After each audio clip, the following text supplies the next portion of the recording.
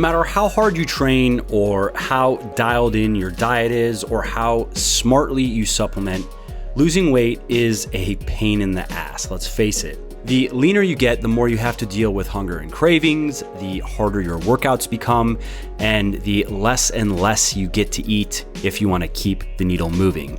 And that's why many people turn to drugs like ephedrine for help, which has a particularly special place in the hearts of many bodybuilders.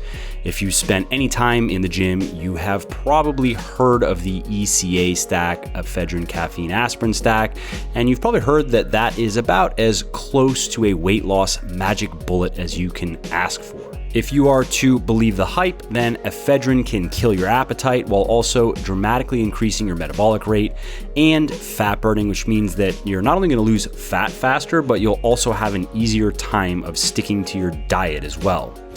Even better, people say ephedrine is just as safe as caffeine, but unlike the world's most popular drug, gets even more effective the longer that you use it.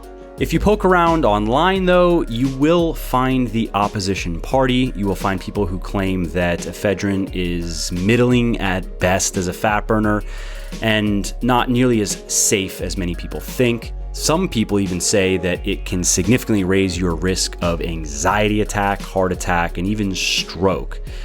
And so, as it goes with many things related to building muscle, losing fat, and getting healthy, you're stuck in the middle, wondering whom to believe. How effective is ephedrine really? How serious are the side effects and health risks? And if it is indeed safe, how should it be dosed and how long should you take it for?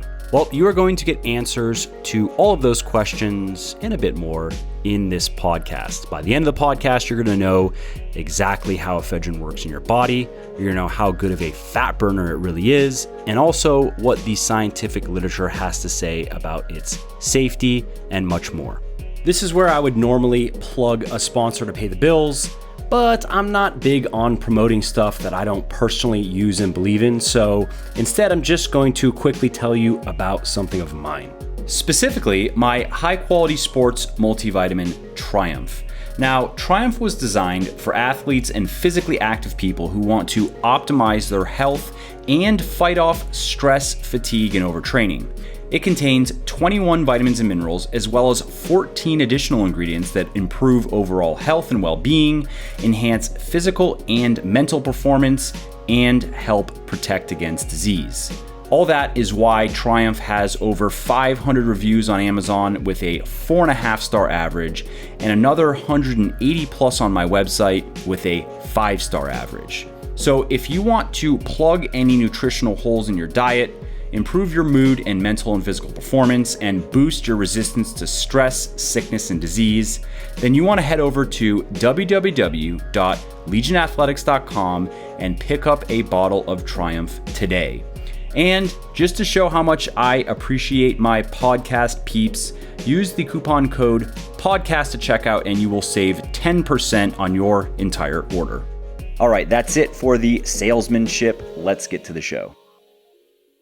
All right, so let's start this episode at the top. What is ephedrine and how does it work? Well, ephedrine is a stimulant and it increases your metabolic rate and thus it can increase fat loss. In short, it increases the amount of energy that your body burns, and a lot of that comes from fat.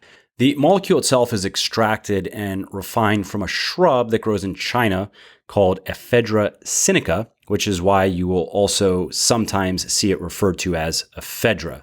This plant has been popular in traditional Chinese medicine for a long time because it makes breathing easier by relaxing the muscles around your airways, so it can be used to treat various conditions like the common cold, coughing, and the flu. Here in the West, though, ephedrine is found in asthma medications for the same reason, because it makes breathing easier.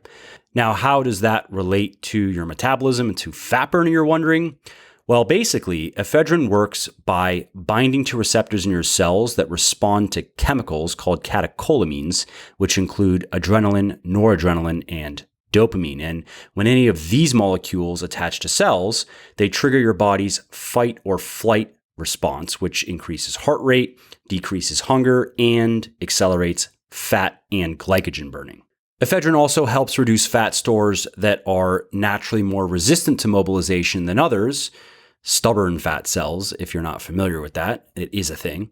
And it does this by increasing the activity in a cellular receptor known as a beta receptor, which triggers the release of energy stored in the fat cell. And if you want to know more about that in particular, head over to legionathletics.com and search for stubborn fat, and you will find an in-depth article that I wrote on it. So all that being what it is, obviously then most people take ephedrine to benefit their body composition. They take it to increase their metabolic rate, to lose fat faster, and to blunt their appetites. There's also evidence that ephedrine can increase strength, endurance, and power, which isn't exactly surprising because it is a stimulant, and that it may be able to help spare muscle mass while dieting as well. The latter effect, though, isn't clearly understood or established. It may just have inherent muscle-sparing properties, or this phenomenon may simply be a byproduct of its potential performance-enhancing properties, because if you can maintain a high training intensity while you're dieting, you're going to be less likely to lose muscle. Either way, what we know is that people that take ephedrine while cutting seem to hold on to a bit more muscle than those who don't. Now, unlike many fat burner supplements on the market, the science is very clear with ephedrine. It most definitely can help you lose fat and, of course, weight faster. Research shows that it reliably and significantly increases fat burning, and it also works synergistically with caffeine, which can also accelerate your weight loss. So in other words, when you combine caffeine with ephedrine, you can lose weight faster than if you took them separately. And in terms of how much faster, one study found that the EC stack, the ephedrine caffeine stack, can increase your metabolic rate by about 5%, which would translate to about an additional 1/3 of a pound of fat loss per week for the average person. That's not game-changing, of course, but it is the equivalent energy expenditure of about 30 minutes of vigorous walking per day, which isn't bad for a couple pills. Ephedrine's also a rather unique fat burner in that it gets more effective over time. Unlike caffeine, for example, which loses its fat-burning mojo the longer you use it, studies show that ephedrine's effects are actually amplified by continued use because it appears to increase your body's sensitivity to catecholamines, to the adrenaline, noradrenaline, and dopamine that is produced. And this is particularly beneficial when you're cutting, because the longer you remain in a caloric deficit, the less energy your body burns both at rest and during exercise. And that's one of the primary reasons why people just inexplicably stop losing weight after dieting for some time. They don't realize that they're not burning nearly as much energy through their activity and just their natural metabolic rate as when they started. Ephedrine then helps compensate for this through its compounding metabolic effects. Yet another major weight loss benefit of ephedrine that has been verified by scientific research is indeed appetite suppression. It's not uncommon for people who take ephedrine for the first time to feel satiated on just a few hundred calories per day, which I definitely don't recommend, but it does illustrate how powerfully it can suppress your hunger. Now, we know that these effects do diminish over time, but most people report a noticeable reduction in overall hunger and cravings for as long as they take ephedrine, many months in some cases. So far, so good, right? Ephedrine is sounding pretty amazing, but the next question is safety. Is it safe? And like every stimulant, ephedrine definitely has side effects. The common ones include elevated heart rate and blood pressure, nausea, insomnia, dizziness, jitters, hand tremors, the stuff that you would expect from a stimulant. And while that may sound pretty ominous to you, the story is more or less the same for other stimulants like caffeine and yohimbine. And research does show that these reactions do tend to subside after the first week or so of taking ephedrine. Why then is it often labeled as dangerous and tarred with the same brush as much harsher drugs like clenbuterol and DNP? And there are a couple reasons for this. The first reason is taking ephedrine does come with risks. The risks may not be as serious as some people would have you believe, but the reality is ephedrine is a drug, and every drug comes with some sort of risk. Some people just don't respond well to ephedrine and experience very serious side effects. And that's why, as of 2004, the FDA had recorded over 18,000 complaints from ephedrine users.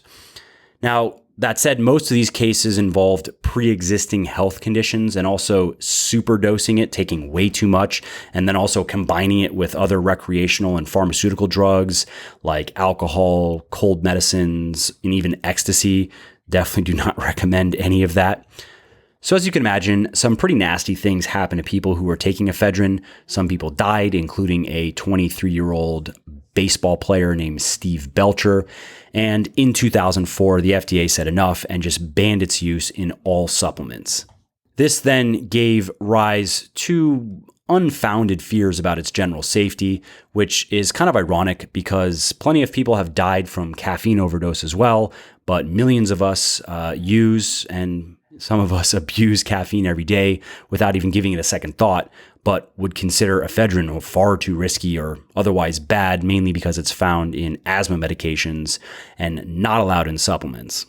So the bottom line here is this. Studies show that when it's taken responsibly, ephedrine is generally safe and without serious side effects.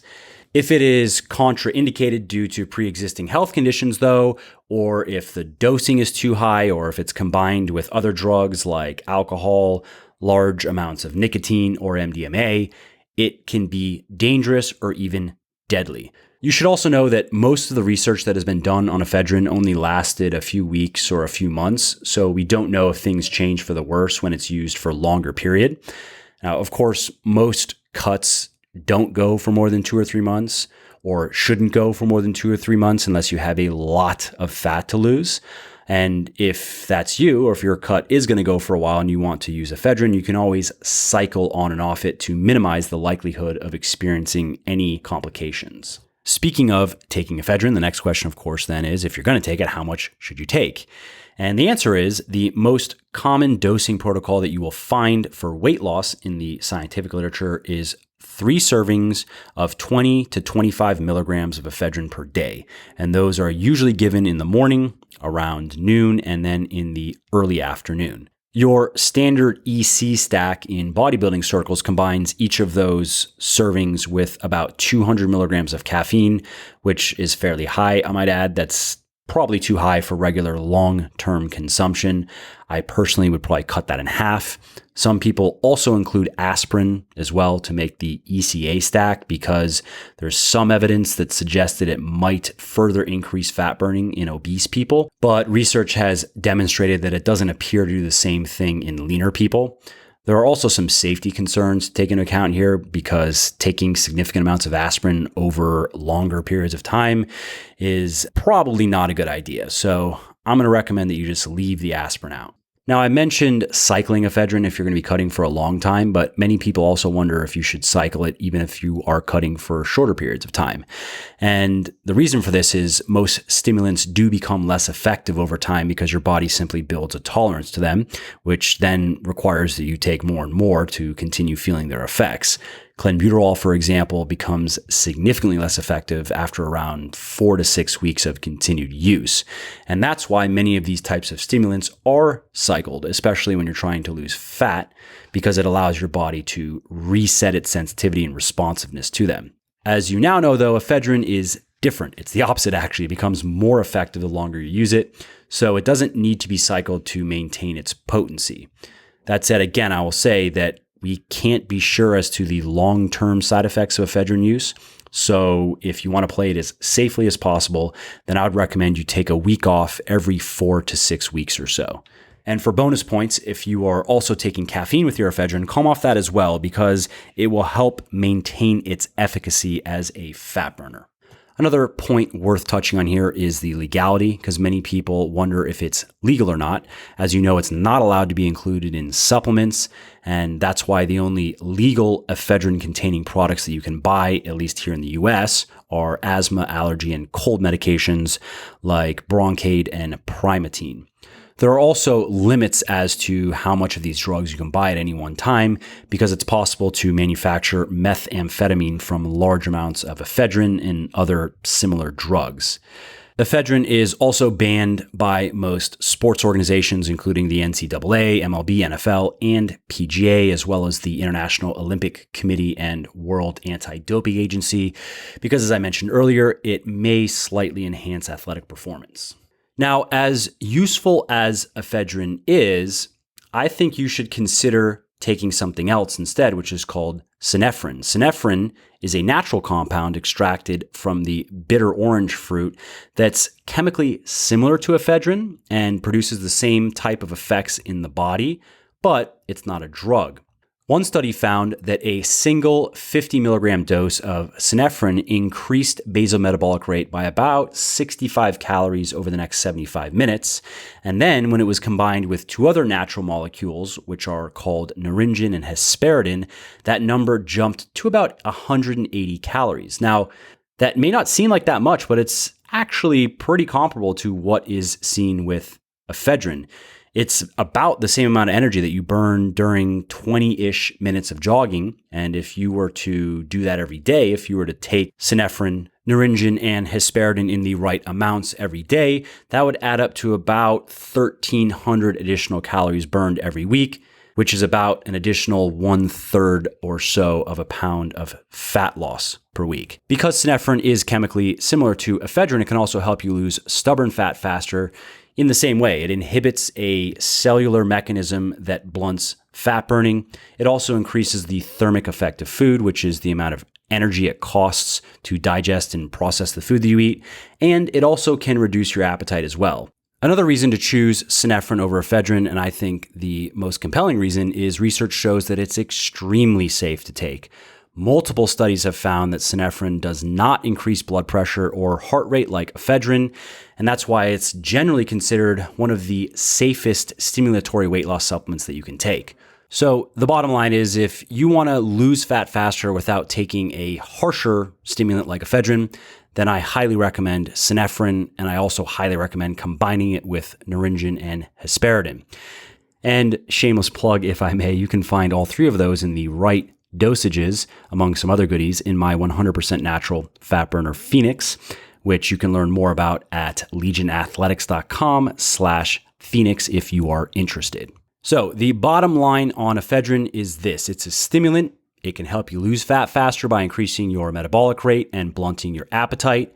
There's evidence that it may also improve exercise performance, and it does appear to help preserve lean mass while dieting as well, although those effects are not clearly understood or established. It's also pretty unique in that it becomes more potent over time, whereas other stimulants tend to drop off with continued use.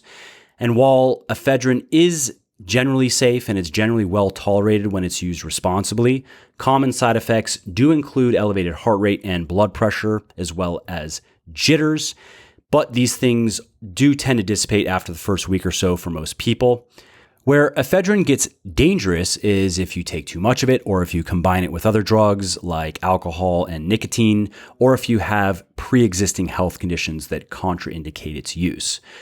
So if you want to speed up your fat loss and you aren't afraid of the potential side effects, or you just want to see how you respond, then including ephedrine in your regimen can definitely make sense. If you're like me though, and you prefer to stick to natural supplements whenever possible, then you should check out its natural counterpart, synephrine, which can also help you burn more calories and burn more stubborn fat and feel less hungry without having to worry about the potential downsides or long-term health risks that may be associated with ephedrine. Hey there, it's Mike again. I hope you enjoyed this episode and found it interesting and helpful. And if you did and don't mind doing me a favor, then please do give this video a like and leave a comment down below. Not only do I like to hear from everybody and I jump in and reply to as many comments as I can, it also helps other people find their way to the show and learn how to build their best bodies ever too. And of course, if you want to be notified when the next episode goes live, then just subscribe to my channel and you won't miss out on any of the new content. Lastly, if you didn't like something about the show, then definitely shoot me an email at mike@muscleforlife.com and share your thoughts on how you think it could be better. I read everything myself, and I'm always looking for constructive feedback, so please do reach out. Thanks again for listening to the episode, and I hope to hear from you soon. And lastly, this episode is brought to you by me. Seriously though, I'm not big on promoting stuff that I don't personally use and believe in, so instead, I'm going to just quickly tell you about something of mine. Specifically, my high-quality sports multivitamin Triumph. Now, Triumph was designed for athletes and physically active people who want to optimize their health and fight off stress, fatigue, and overtraining. It contains 21 vitamins and minerals, as well as 14 additional ingredients that improve overall health and well-being, enhance physical and mental performance, and help protect against disease. All that is why Triumph has over 500 reviews on Amazon with a 4.5-star average, and another 180 plus on my website with a 5-star average. So if you want to plug any nutritional holes in your diet, improve your mood and mental and physical performance, and boost your resistance to stress, sickness, and disease, then you want to head over to www.legionathletics.com and pick up a bottle of Triumph today. And just to show how much I appreciate my podcast peeps, use the coupon code PODCAST at checkout and you will save 10% on your entire order.